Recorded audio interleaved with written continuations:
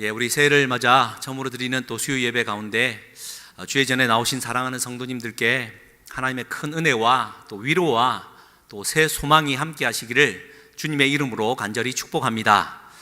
오늘 이 말씀을 의지해서 영생하도록 있는 양식, 영생하도록 있는 양식이라는 제목으로 하나님 은혜 나누겠습니다. 사랑하는 성도님들, 그 영생이라는 이 말은 요한복음에서 가장 중요한 언어 중에 하나입니다. 특별히 요한복음 3장 16절 말씀에 의하면 하나님이 세상을 이처럼 사랑하사 독생자를 주셨으니 이는 그를 믿는 자마다 멸망하지 않고 영생을 얻게 하려 하심이라. 예수 그리스도를 믿는 자는 영생을 얻게 된다라는 확증입니다. 더불어 요한복음 5장 24절 말씀도 마찬가지입니다. 예수께서 진실로 진실로 너희에게 이르노니라고 말한 이후에 너희가 내 말을 듣고 나 보내신 이를 믿는 자는 영생을 얻었고, 보십시오. 내 말을 듣고 또 나 보내신 이를 믿는 자는 영생을 얻었고 심판에 이르지 아니하나니 사망에서 생명으로 옮겼느니라. 이거는 과거형으로 말하고 있습니다. 그러니까 영생이라는 말은 예수를 주로 고백하고 그분을 이 땅에 보내신 하나님의 아버지를 믿는 자는 영생을 지금 받을 수 있을 뿐만 아니라 이미 받았다라고 말하고 있는 겁니다. 사랑하는 성도님들, 영생은 무슨 말입니까? 영생이라는 말은 영원한 생명이라는 말입니다. 그런데 이 영원한 생명이라는 말이 원래 구약 성경이 기록된 히브리 언어와 히브리 백성들 사이에서 갖고 있던 이 영원한 생명, 영생이라는 이 말이 그리스와 로마의 그 헬라 철학이 들어오면서 오해를 사갔습니다. 오해는 딱 두 가지 정도로 분류할 수 있는데요. 여러분, 영원한 생명이라고 할 때 첫 번째 오해는 시간적으로 그냥 끝도 없이 쭉 이어지는 것이 영원한 생명이다라는 오해를 불러왔습니다. 두 번째는 공간적으로 영원한 생명이라고 말을 하면 이 세상에서 살다가 딱 끝내고 저 세상으로 넘어가서 시작되는 생명이라는 이분법적인 오해를 샀습니다. 그러나 성경이 말하는 영원한 생명, 영생은 끝도 없이 무조건 시간이 수천 년, 수백만 년 쭉 시간이 지속되는 것을 결코 말하지 않습니다. 또 뿐만 아니라 이 세상을 딱 마감하고 저 세상으로 넘어가서 우리의 육은 죽고 영혼만 영원히 살아남아 저 세상에 있다라는 이 개념도 영생의 개념하고는 전혀 다릅니다. 여러분, 이 저녁에 잊지 말고 마음에 꼭 새겨 넣으시기를 바랍니다. 성경이 말하는 영생, 영원한 생명은 신적 생명을 뜻합니다. 다시 말해 하나님적 생명입니다. 이 말이 무슨 말이냐면 구원받은 우리가 하나님의 생명에 함께 동참하는 겁니다.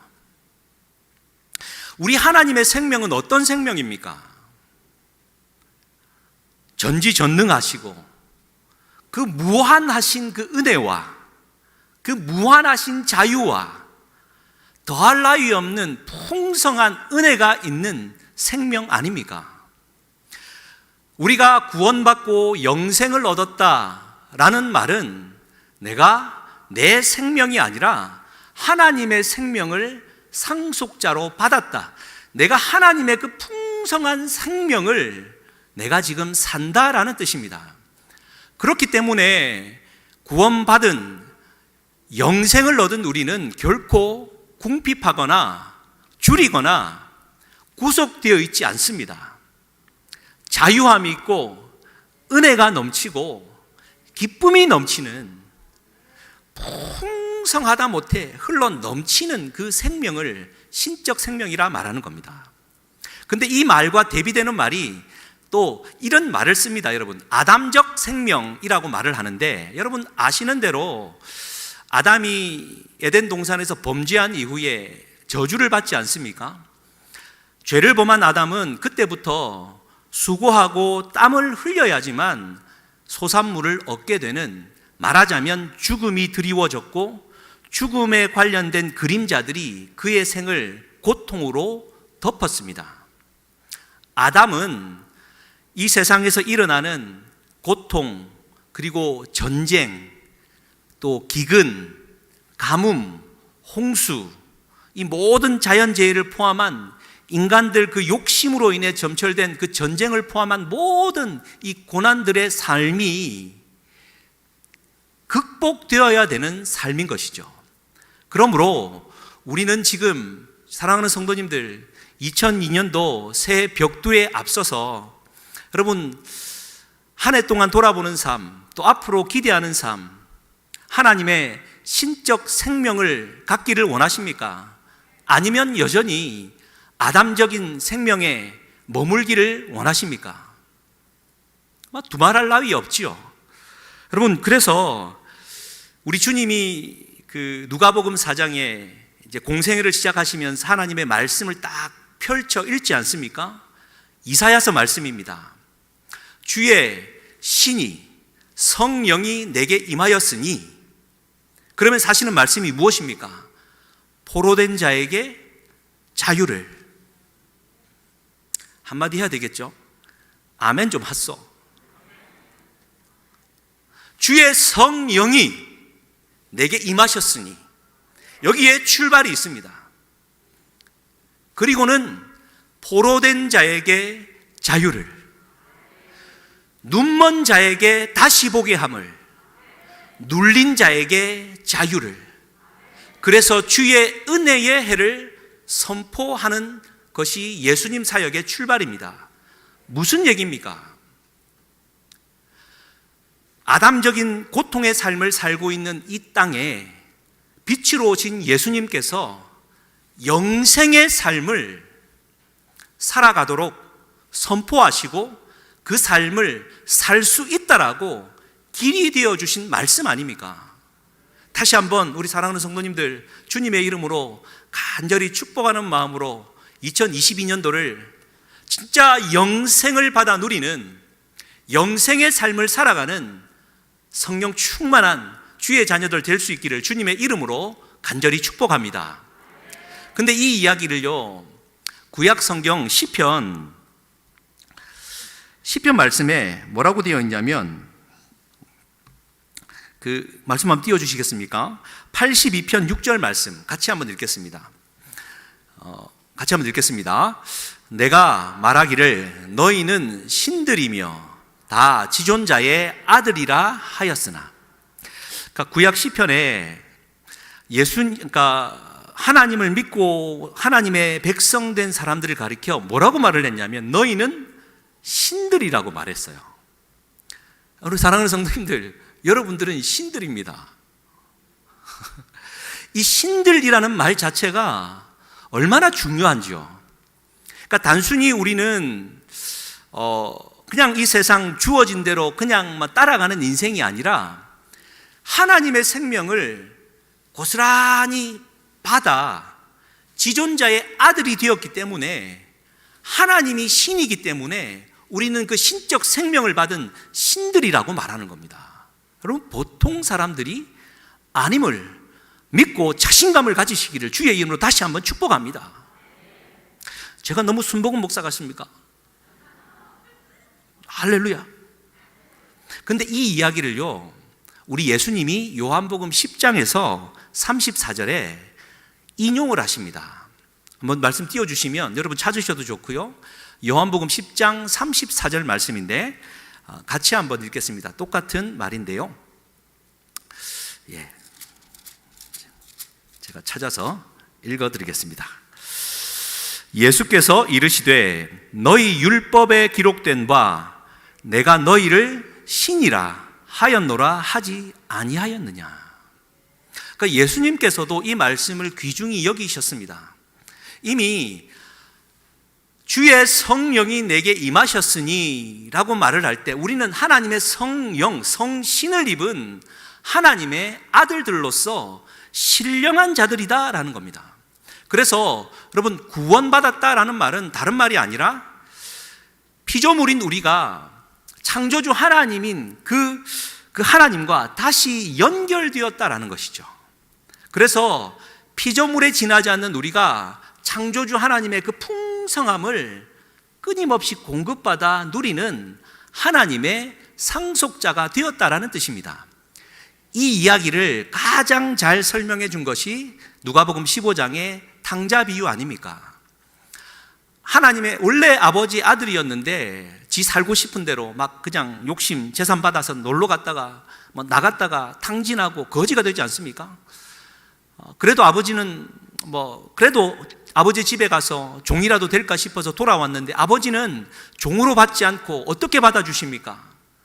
다시 내 사랑하는 아들로 받아주셔서 아버지의 그 풍성함을 다시 받아 누릴 수 있는 상속자로 회복시켜 주신 것 아닙니까?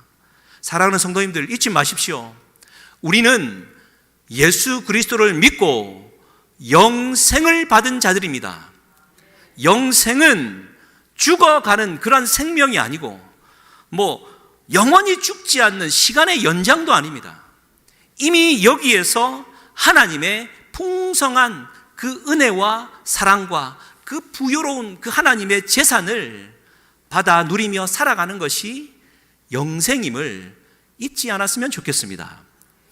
그리고는 이 생명을 하나님께 받았다고 해서 여기서 끝나는 게 아니라 이 영생은 영생 공동체로 뻗어나가는 겁니다.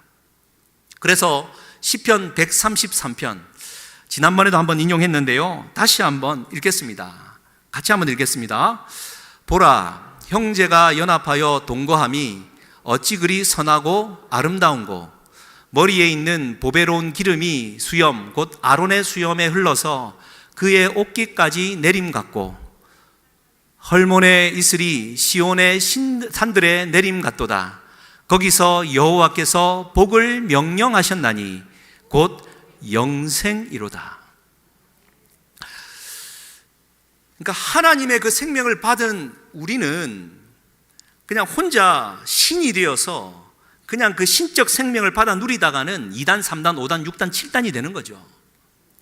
하나님의 은혜를 받은 자는 영생 공동체, 그리하여 형제가 연합하여 동거하며 살아가는 것, 그것은 다름이 아니라 제사장 그 아론의 그 머리끝부터 발끝까지 흘러내리는 하나님의 그 기름 부으심을 흠뻑 받아 헐몬산의 이슬이 온 사방에 내리듯이 그 사랑을 펼치며 형제를 사랑하며 동거하며 살아가는 것, 그게 영생 공동체입니다.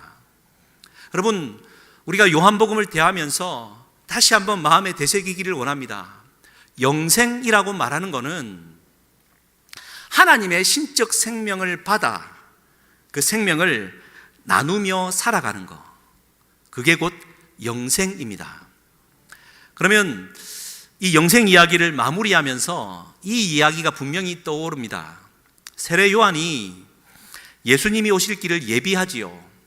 회개하라, 아주 강하게 독사의 자식들아 선포합니다. 그때 사람들이 마음에 찔려서 이렇게 나와옵니다.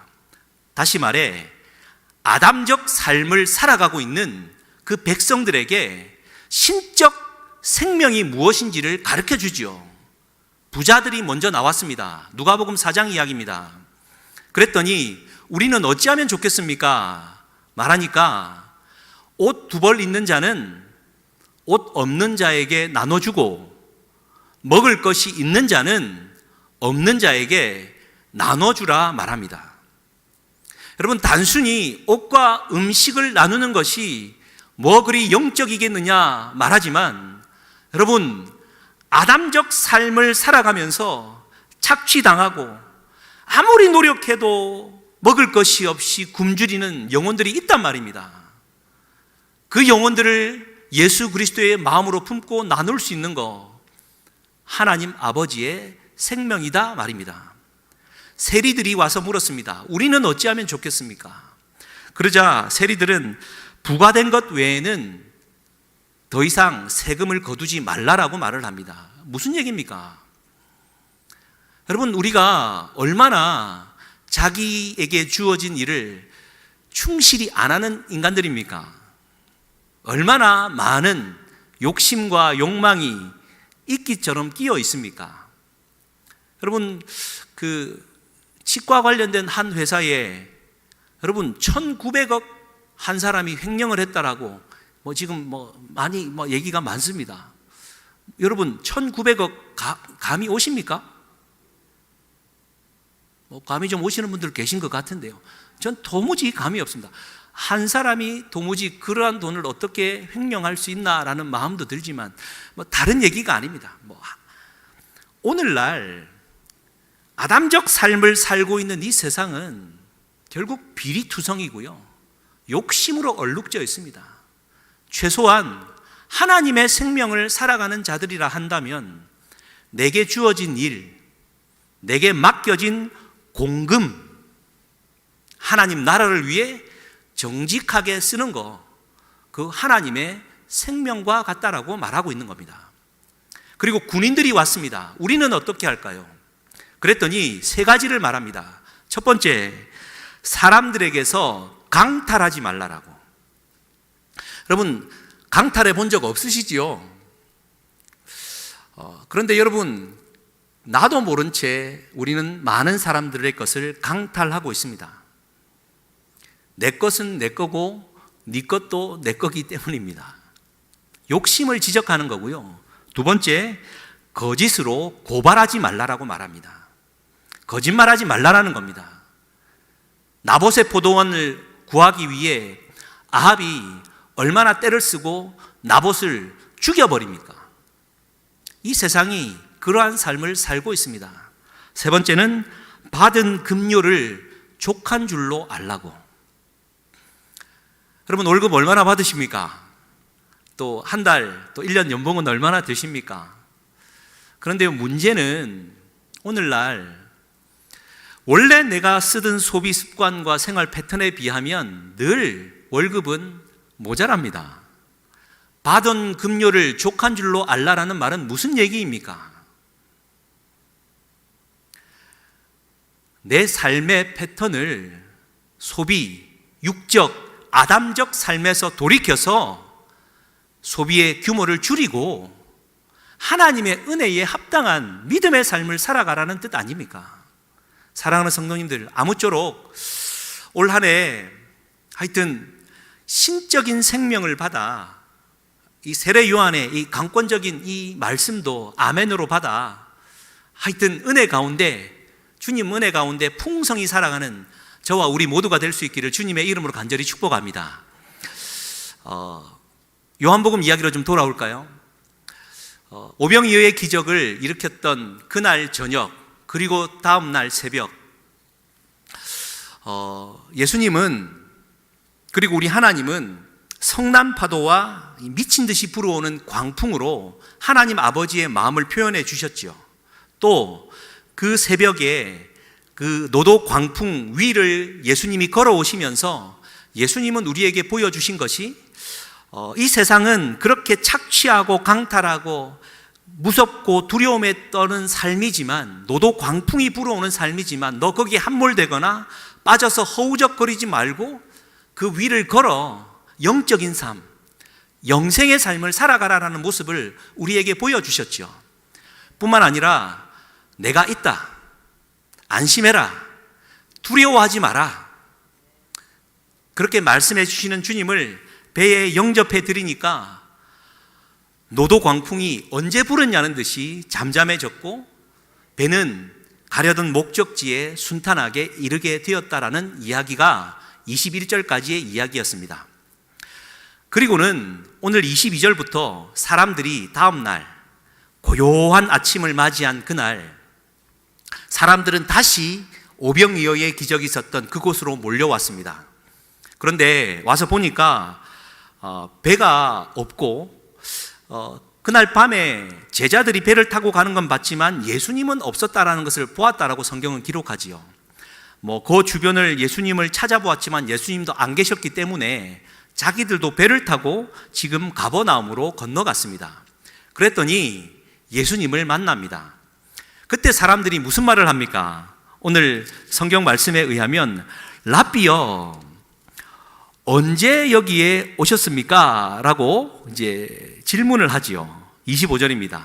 여기서 말하는 랍비여라는 말은 니고데모가 예수님을 찾아왔을 때 했던 말과 동일합니다. 존경의 말, 귀하게 여기는 말입니다. 그러니까 오병이어의 기적을 일으키셨던 그 예수님 앞에 또 다음날 되니까 동해 번쩍 서해 번쩍, 야, 이분은 보통 분이 아니에요. 한층 더 기대감에 들떠있는 표현입니다. 랍비여, 와, 도대체 언제 또 여기까지 왔습니까? 도대체 오늘은 뭘 우리에게 보여주시렵니까? 라는 욕망 어린 말이죠. 그때 예수님이 26절에 이렇게 기록합니다. 아주 준엄하고 또 낮은 목소리 있겠지요. 내가 진실로 진실로 너희에게 이르노니 너희가 나를 찾는 까닭은 표적을 본 까닭이 아니요 떡을 먹고 배부른 까닭이로다. 여러분, 예수님은 오병이어 기적을 통하여 표적을 보기를 원하셨습니다. 다시 말해 사인을 받기를 원하셨다라는 겁니다. 오병이어 기적, 또 물리를 걸어오는 기적, 왜 예수님이 그들을 먹이시는 이 기적을 행사하셨습니까? 그건 다름이 아니라 천지를 창조하신 하나님 아버지의 아들로서 내가 이 땅을 통치하는 하나님의 아들로 보냄받아 너희들을 구원하는 영생을 주러 온 자다라는 것을 알기를 원하셨던 겁니다. 다시 말해 그 모든 과정을 경험하면서 육신의 허기진 배를 채워줄 뿐만 아니라 그들이 깨닫지 못하는 영혼의 허기를 느껴서 하나님의 말씀을 구하고 예수님과 함께 그분을 의지하며 살아가기를 바라셨는데, 이 바람과는 달리 사람들은 여전히 자신의 배를 채우기를 원했다라는 겁니다. 그래서 예수님은 27절에 다시 한번 이렇게 그들에게 강조합니다. 썩을 양식을 위하여 일하지 말고 영생하도록 있는 양식을 위하여 하라. 썩을 양식을 위하여 일하지 말고 영생하도록 있는 양식을 위하여 하라. 우리 예수님은 분명했습니다. 왜 예수님이 육신을 입고 이 세상에 오셨습니까?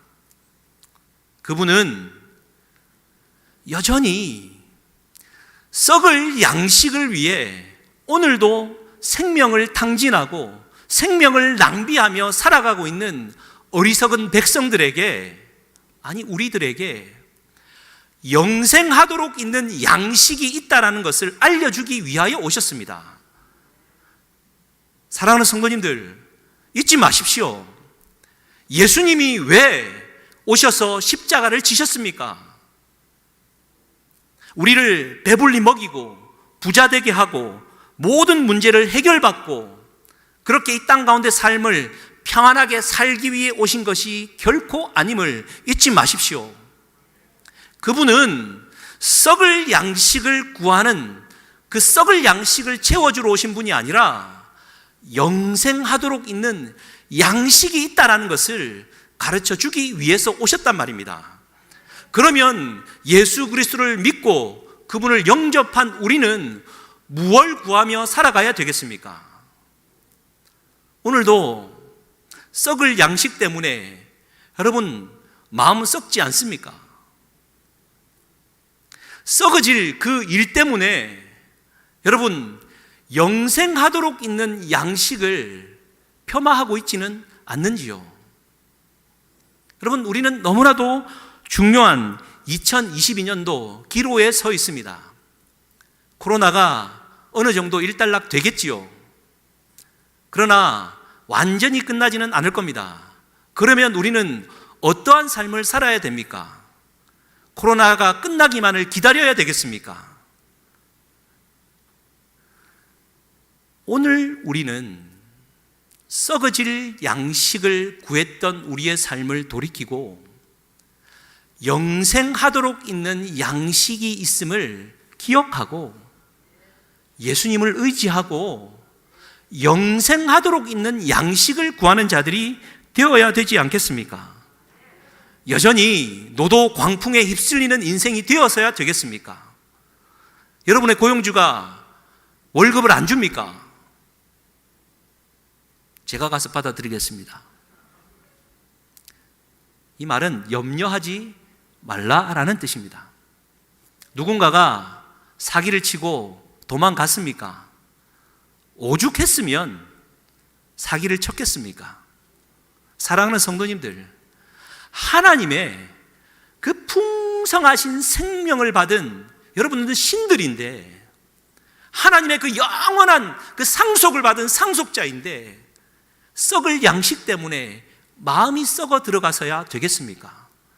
2022년도 여러분 이 신적인 생명으로 다시 한번 솟아나 은혜 가운데 달려가는 여러분들, 우리 모두가 될 수 있기를 다시 한번 축복합니다. 우리 예수님 이제 공생의 시작 전에 사단에게 시험 받으실 때 첫 번째 아시죠? 사람이 떡으로만 살 것이 아니요 하나님의 입에서 나오는 말씀으로 살 것이다. 그리고 사마리아 여인과의 대화 가운데 먹을 것을 구하러 갔던 제자들이 돌아왔을 때 예수님이 말씀하시죠. 나의 양식은 따로 있다. 나의 양식은 나를 보내신 이의 뜻을 행하며 그의 일을 온전히 이루는 것이다. 여러분, 나의 양식은 나를 보내신 이의 뜻을 이루고 그분의 일을 온전히 이루는 것입니다. 올 한 해 나를 보내신 이의 뜻을 찾고 그분의 일을 온전히 이루어 드리는 일에 우리 함께 동참하지 않으시겠습니까? 사실 이 말씀을 준비하면서 그 아들의 말이 지금도 상당히 마음속에 되뇌어서 좀 나누고자 합니다. 한번 말씀드린 적이 있는데요. 미국을 유학할 때 첫째가 30개월, 둘째가 45일째 되던 해 미국 유학을 떠났습니다. 간지 6개월 만에 어머니 아버지의 사업은 접게되어지고 말 그대로 좀 궁핍한 생활을 할 수밖에 없었습니다. 여러분 유학을 따로 말씀드리고 싶은 게 아니라 왜 신학생이 유학을 하겠습니까? 돈 들이고 시간 들여서 견문을 넓히고 진짜 말 그대로 썩어질 양식을 구하며 가지는 않지 않겠습니까?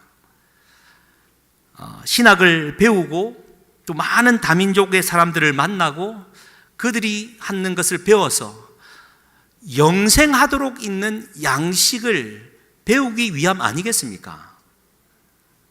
인정 좀 해주십시오. 뭐 하려고 시간 들이고 돈 들여서 그 비싼 돈 들여 가겠습니까? 근데 가서는 여러분 생활이 어렵습니다. 하루에 120만 원씩 한 달에 120만 원씩 되는 월세를 내야 되고 생활비를 하려니 쪼들렸죠. 그런데 그때 우리 첫째 아들이 한 5살 됐을 때인가 4살 5살 되었을 때입니다. 집에 돈이 없고 장난감을 사줘야 되는데 장난감을 못 사주니까 아주 기특하게도 할아버지 할머니한테 전화를 해서 할아버지 할머니 우리 돈 없어요. 아주 기특하게 그냥. 우리는 말을 못 하는데 사실 할아버지 할머니도 사업 접고 힘든데 마음이 아프긴 했지만 좀 솔직히 말하면 좀 뿌듯했습니다. 그런데 이제 그 말이 할아버지 할머니한테만 간 게 아니라 얘 이 도끼 어린 마음이 아버지에게 향한 겁니다. 아빠는 왜 우리 집에 돈이 없어? 아빠는 내가 보니까 맨날 집에만 있거든요. 아빠는 나가서 돈을 벌어 와야 되는데 자기 생각에 아빠는 맨날 집에만 있고 공부만 하고 있으니까 그러니까 우리 집에 돈이 없지. 아빠는 왜 집에만 있어? 그러나 그때는 어린 때였고 지금은 보십시오. 썩을 양식과 영생하도록 있는 양식을 구분할 정도로 많이 성장해 있고 충분히 그 마음을 알고 있는 귀한 아들인데 어릴 적에는 우리가 왜 거기에 가 있는지 썩을 양식을 구하는 게 아니라 영생하도록 있는 양식을 위해 오늘 이 썩을 양식 때문에 고민하지 않고 우리가 좀 참고 살아가는 거야 라는 말을 어필할 수가 없지요. 사랑하는 성도님들, 그런 것 아닙니까? 여전히 초등학문, 어린 나이의 마음으로 하나님의 신적 생명을 얻어 구원받은 자인데 오늘도 썩을 양식 때문에 여러분 고민하고 계신지요? 영생하도록 있는 양식이 있음을 기억하시면서 우리 하나님 믿고 달려갔으면 좋겠습니다. 특별히 이 얘기를 또 가장 잘 증명해 주는 부분이 저는 개인적으로 사도행전 8장에 있다라고 보는데요. 그 사도행전 8장에 의하면 의사요 또 역사가였던 누가가 엄선하여서 그때 당시를 딱 한 문장 그 두 절로 표현을 하는데 그 사도행전 8장 4절과 5절 말씀입니다. 그 당시는 아시는 대로 그 스데반 집사님이 설교하고 돌에 맞아 죽지요. 그때부터 엄청난 기독교 박해가 시작되었습니다. 더 이상은 예루살렘에 거주할 수 없을 정도였고 많은 사람들이 순교의 자리로 나아갈 수밖에 없을 때였습니다. 그때 사람들은 뿔뿔이 흩어졌습니다. 근데 역사가요 또 의사였던 누가는 이렇게 기록합니다. 같이 한번 읽겠습니다. 그 흩어진 사람들이 두루 다니며 복음의 말씀을 전할세. 5절 빌립이 사마리아 성에 내려가 그리스도를 백성에게 전파하니. 4절로 한번 돌아와 주시겠습니까? 사람들은 다 흩어졌습니다. 더 이상 신앙생활을 할 수 없을 만큼 만약에 예수를 주로 고백했다가는 돌에 맞아 죽을 만큼 핍박이 심했습니다. 그러면 자연스럽게 사방으로 흩어져 간 사람들의 1차적인 마음은 어떠했겠습니까? 이방 땅으로 난데없이 들어가야만 되는 그들의 입장에서는 왜 자기가 그곳에 와야 했는지, 지금 예루살렘에는 무슨 일이 벌어지고 있는지 신앙적으로 분석해보고 깨우쳐 볼 때 사탄의 권세가 얼마나 극에 달했는지 여러분 다 설명하고, 그래서 우리가 어떻게 반응해야 될지 알고 자기들을 변호하는 말이 앞서야 되지 않겠습니까? 그런데요, 여러분 4절 다시 한번 띄워주시겠습니까? 그들이 흩어져 갔을 때 그들의 입에는 다른 말이 없고 딱 한마디였습니다. 좀 띄워주십시오. 제발. 사도행전 8장 4절.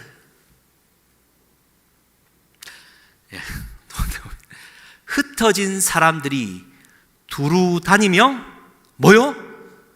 복음의 말씀을 전할세. 무슨 얘기입니까? 세상이 얼마나 악랄한지, 사단은 얼마나 미혹하는지, 이 세상을 신앙으로 살기는 얼마나 힘든지, 그렇지만 나는 그래도 우리 예수님 붙들고 이만큼 살아갑니다. 자기의 말을 한 게 아니라 우리의 유일한 소망이 되신 복음의 말씀을 선포했단 말입니다. 무슨 얘기입니까? 그들은 이미 자기의 생명과 자기의 먹을 것, 입을 것, 썩어질 양식에 대해서는 이미 관심이 없었단 말입니다. 그들이 흩어져 박해를 받아 뿔뿔이 교회가 다 사라져버린 그 순간에도 그들은 왜 교회가 사라졌는지 묻지 않았고, 그 또한 하나님의 은혜 가운데 있다면 그들의 입에서 복음의 말씀을 선포했단 말입니다. 이 박해의 시대에도 유일한 구원의 소망은 우리 주 예수 그리스도 하나님의 말씀뿐입니다. 그래서 5절 말씀에 빌립은 그리스도를 전파했다라고 말하지 않습니까? 두 가지입니다. 그들은 복음의 말씀과 그리스도만을 선포했단 말입니다. 사랑하는 성도님들, 2022년도 모르긴 몰라도 신앙생활하기 쉽지는 않을 겁니다. 또 뿐만 아니라 박해도 만만치 않을 겁니다. 그때 가장 먼저 다른 걸 하지 말자라는 얘기가 아니라 가장 먼저 잊지 말아야 될 것, 우리의 이 모든 상황의 유일한 소망은 예수 그리스도 복음의 말씀뿐임을 우리가 잊지 말고 어디에서든 그 말씀을 선포하는 우리 모두가 되어야 될 줄 믿습니다. 할렐루야. 그래서 우리 이제 2022년도 새해 벽두에 이제 섰는데요. 여러분, 한 해를 시작하시면서 뭘 결단하셨습니까? 한 두 가지 정도 우리 사랑하는 성도님들, 저 개인적으로도 그렇고 우리 모두에게 이런 결단이 좀 있었으면 좋겠습니다. 썩을 양식을 구하지 않고 영생에 하도록 있는 양식을 구했던 그 초대교회의 전도자들 때문에 여러분 2000년 이후에 오늘 우리가 복음을 얻은 것 아닙니까? 여러분, 우리에게는 다른 게 소망이 없습니다. 복음의 말씀입니다. 여러분, 올 한 해 혹시 이런 결단하셨으면 용서하십시오. 성경 1도 가겠습니다 하신 분들은 회개하시고 성경 다도 가겠습니다로 고치시기를 주님의 이름으로 부탁드립니다. 여러분, 하나님의 말씀 1독 정도 한다? 회개해야죠. 그리고 1독, 2독 한다? 그것보다 더 중요한 것은 하나님의 말씀을 많이 읽을 뿐만 아니라 그 읽어가는 하나님의 말씀 안에서 주의 음성을 듣고 하나님의 그 영원한 생명을 내가 받는 은혜가 있어야 될 것입니다. 복음의 말씀입니다. 그 말씀이 우리를 살리는 거죠. 하나님의 말씀 없이 잘 사는 것만큼 불행하고 우리의 삶을 황폐케 하는 것은 없습니다. 하나님의 말씀을 많이 읽고 또 깊이 있게 묵상하고 특히 이 이제 코로나 마지막을 달리는 이때 우리의 신앙을 좀 새롭게 하는 우리 모두가 되어야 될 줄 믿습니다. 뿐만 아니라 영생 공동체, 이 영생 공동체, 형제가 연합하여 동거하는 것, 그런 만큼 사랑하는 성도님들 올 한 해 더욱더 나누고 또 베풀고 또 위하고, 여러분 또 내가 나눠야 또 내가 또 받을 수 있는 것 아닙니까? 이런 그 영생 공동체의 나눔, 이 한 해 좀 풍성히 이루어지는 우리 모두의 한 해가 되었으면 좋겠습니다. 그런데 이 말씀을 좀 정리를 하면서요, 여러분 용두삼위, 처음은 잘 나가지만 나중에는 이제 잘 안 되는 거, 작심삼일 있지 않습니까? 매 마찬가지입니다. 그래, 올 한 해 내가 하나님 말씀 많이 읽고 또 없더라도 나누며 살아야지 이렇게 결단하더라도 그게 쉽지 않죠. 한 사람을 좀 말씀드림으로 말씀을 좀 맺기를 원하는데요, 이인숙 자매라고 있습니다.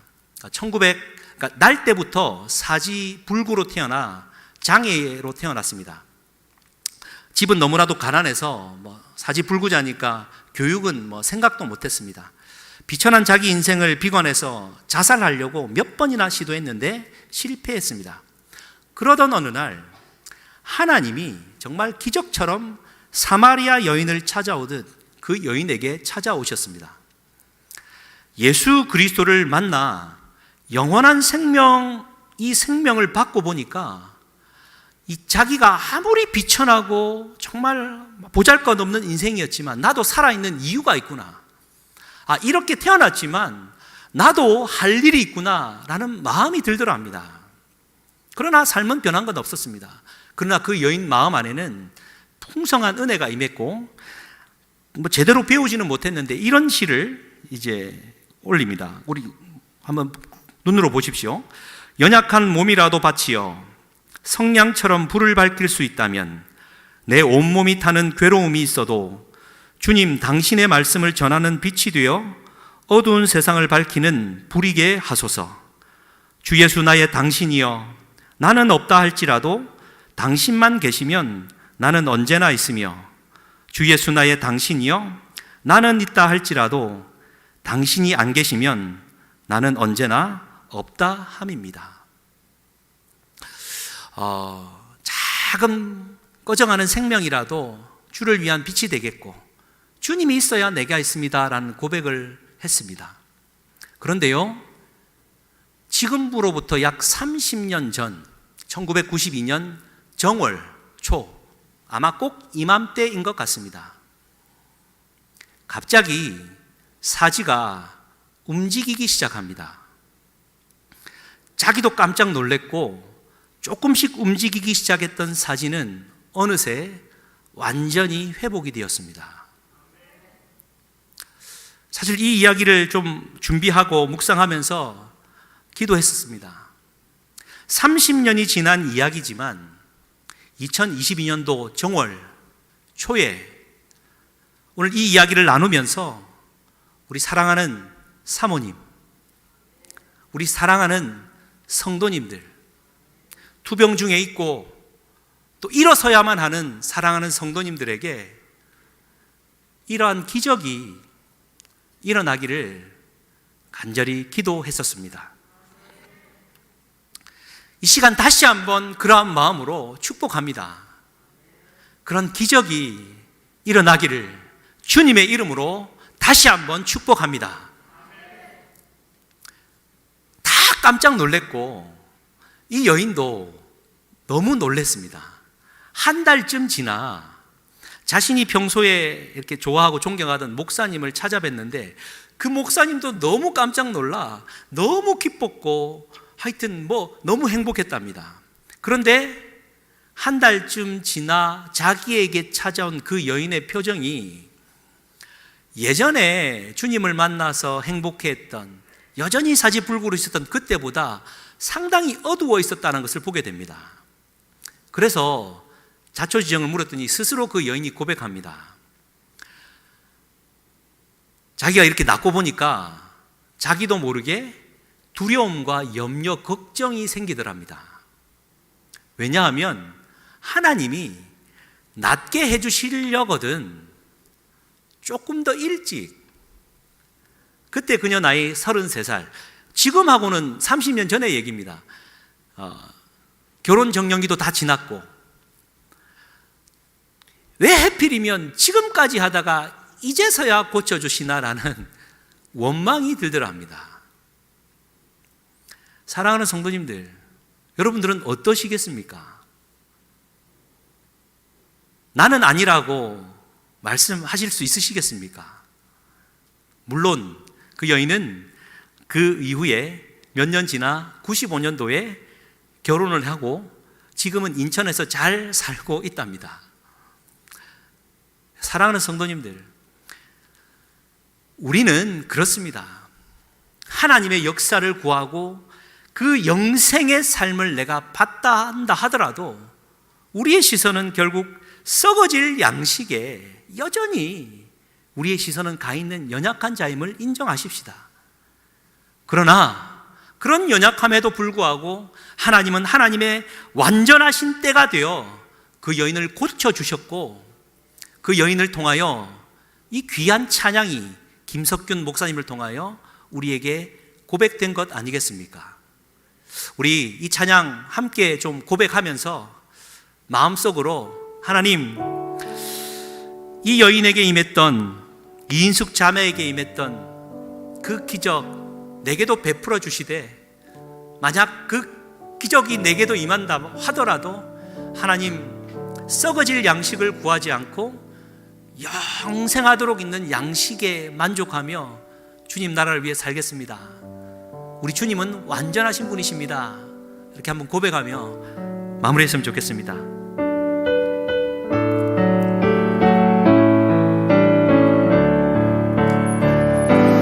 빛이 없어도 환하게 다가오시는 주 예수, 나의 당신이여.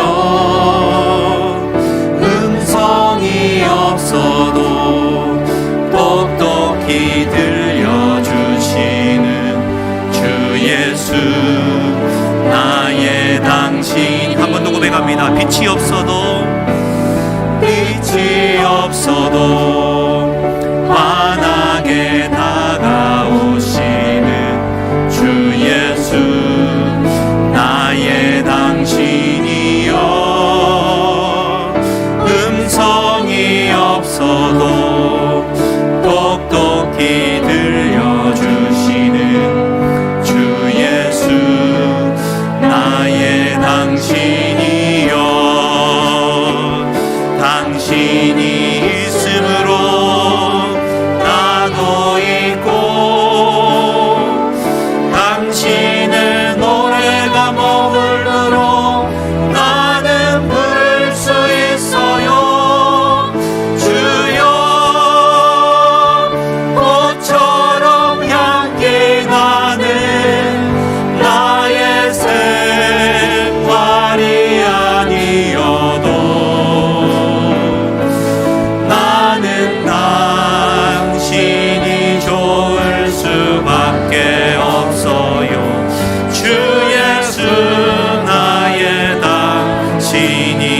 나는 없어도 당신이 곁에 계시며 나는 없어도 당신이 곁에 계시면 나는 언제나 있습니다.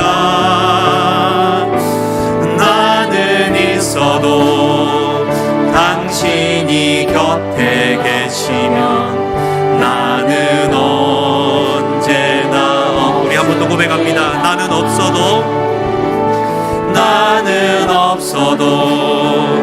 당신이 곁에 계시면 나는 언제나 있습니다.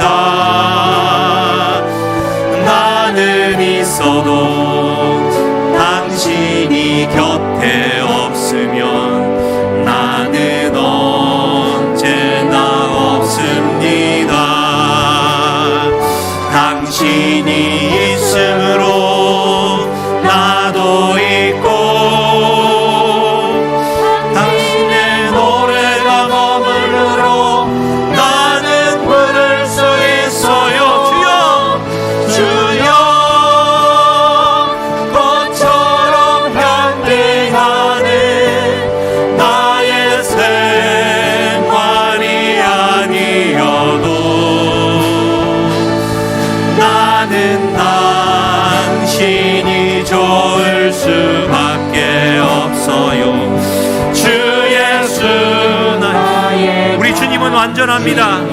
한없는 주님의 은혜 온 세상 위에 넘칩니다. 없는 주님의 은혜 온 세상 위에 넘칩니다. 온 세상 위에 넘칩니다. 가릴 수 없는 주 영광 온 땅 위에 충만합니다. 온 땅 위에 충만합니다.